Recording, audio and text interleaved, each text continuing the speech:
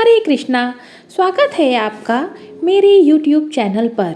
फाल्गुन मास के कृष्ण पक्ष में पड़ने वाली एकादशी का नाम है विजया एकादशी और इस एकादशी का व्रत निर्जल या निराहार रहकर और अगर ऐसी सामर्थ्य ना हो तो फलहार के साथ भी रखकर विधि विधान से भगवान विष्णु की पूजा की जाती है। भगवान विष्णु की पूजा करने से भक्तों के जीवन में सुख, शांति और खुशहाली आती है। जाने अनजाने में किए गए पापों से मुक्ति मिलती है, अंत में मोक्ष प्राप्त होता है।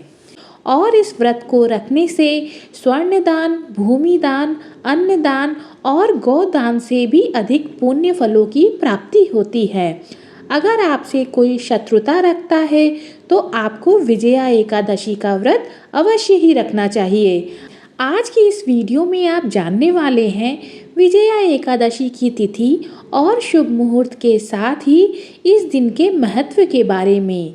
पौराणिक कथा के अनुसार त्रेता युग में मर्यादा पुरुषोत्तम श्री राम जी के वनवास काल के दौरान जब लंकापति रावण माता सीता का हरण करके लंका ले गया, तब प्रभु श्री राम ने सुग्रीव की अनुमति लेकर लंका प्रस्थान करने का निश्चय किया। जब भगवान श्री राम अपनी सेना सहित समुद्र के किनारे पहुँचे, तब उन्होंने भयंकर जल जंतुओं से भरे उस अपार समुद्र को देखकर लक्ष्मण जी से कहा, हे सुमित्रा नंदन, किस पुण्य के प्रताप से हम इस समुद्र को पार करेंगे। तब श्री लक्ष्मण जी बोले, हे पुराण पुरुषोत्तम, आप आदि पुरुष हैं, सब कुछ जानते हैं।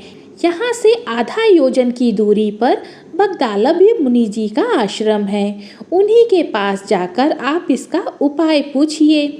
तब श्री लक्ष्मण जी की इस बात से सहमत होकर भगवान श्री राम बगदालभ्य ऋषि के आश्रम में गए, उन्हें प्रणाम किया। मुनि प्रभु श्री राम को देखते ही पहचान गए कि ये तो भगवान विष्णु के अवतार श्री राम हैं, जो किसी कारणवश मानव शरीर में अवतरित हुए हैं। महर्षि ने श्री राम जी से उनके आने का कारण पूछा।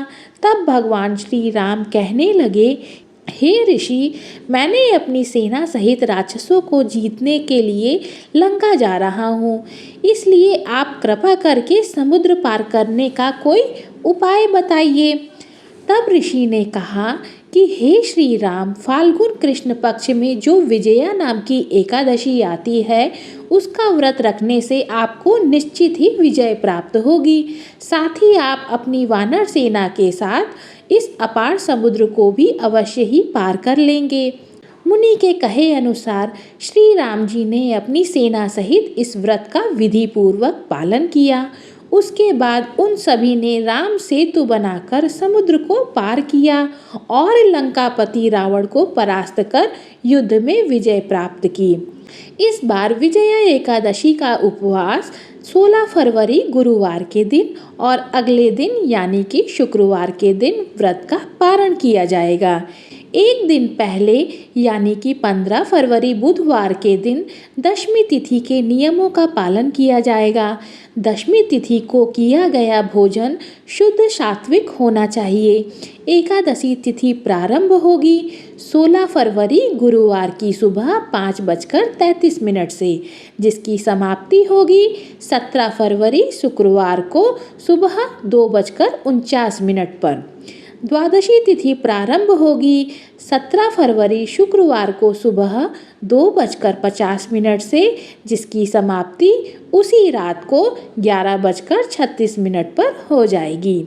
16 फरवरी गुरुवार को विजया एकादशी व्रत के दिन सूर्योदय सुबह 7:02 पर, सूर्यास्त का समय शाम 6:19 पर रहेगा और राहु काल इस दिन दोपहर में 1:30 बजे से लेकर 3 बजे तक रहने वाला है।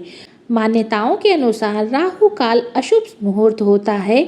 इस समय में दान, पुण्य या कोई भी शुभ कार्य करने से बचना चाहिए। द्वादशी तिथि यानी 17 फरवरी शुक्रवार को सूर्योदय का समय सुबह 7:02 और सूर्यास्त का समय शाम 6:19 पर और राहु काल सुबह 10:30 से लेकर 12 बजे तक रहने वाला है। इस बार आपको द्वादशी तिथि के दिन बहुत ही खास ध्यान रखना है, क्योंकि सुबह को हरिवासर का समय भी इस दिन रहने वाला है। मान्यताओं के अनुसार और एकादशी व्रत के नियमों के अनुसार कभी भी हरिवासर के समय एकादशी का उपवास नहीं खोलना चाहिए। यदि द्वादशी तिथि को हरिवासर लगा हो तो हरिवासर के समय के बीतने के बाद ही व्रत खोला जाता है। 17 फरवरी शुक्रवार को व्रत का पारण यानी कि व्रत खोलने का जो शुभ मुहूर्त रहेगा वो सुबह 9:15 से लेकर 10:20 तक रहने वाला है। 10:20 के बाद से राहु काल प्रारंभ हो रहा है। राहु काल के समय में आप उपवास खोलने से या दान आदि देने से जरूर बचें। और इस दिन जो हरिवासर की अवधि है वो लगभग सुबह 9 बजे तक समाप्त हो जाएगी। हरिवासर वो समय होता है जब द्वादशी तिथि शुरू होती है। उसके शुरुआत के 5-6 घंटे का समय आपको हमेशा इस समय के बीतने का इंतजार करना चाहिए।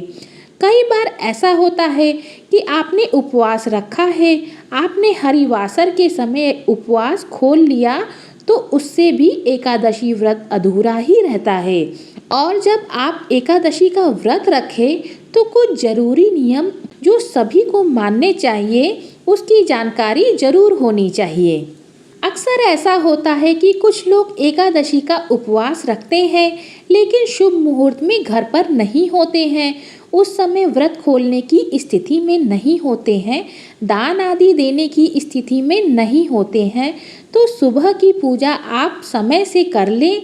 हरिवासर के समय आप पूजा कर सकते हैं, लेकिन जो भी आपको खुद से उपवास खोलना है वो चीज़ें अपने साथ लेकर जाएं, जैसे कि तुलसी दल, जल या जो भी फल वगैरह है, जूस है। और आप जहाँ पर भी जाएं वहीं पर भगवान विष्णु का ध्यान करके सच्चे मन से उन्हें प्रणाम करके क्षमा याचना करते हुए आप अपना उपवास खोल सकते हैं। उसके बाद अपनी सामर्थ्य के अनुसार आसपास जहाँ कहीं भी आपको ज़रूरतमंद लोग दिखाई दे उन्हें कुछ न कुछ दान दक्षिणा देनी चाहिए। ये थी आज की वीडियो। अगर आपको ये जानकारी पसंद आई हो तो प्लीज़ वीडियो को लाइक करके हमारे चैनल को सब्सक्राइब करना मत भूलिएगा। हरे कृष्णा।